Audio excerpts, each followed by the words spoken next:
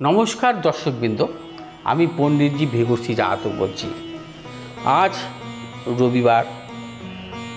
আজ যে উপাচারটি করে আপনারা আজকের দিনের জন্য পথ চলা শুরু করবেন, সেই উপাচারটা যদি আপনারা পালন করতে পারেন অবশ্যই সর্বক্ষেত্রে সাফল্য পাবেন। আজ আপনারা যখনই কোনো কাজে অগ্রসর হবেন,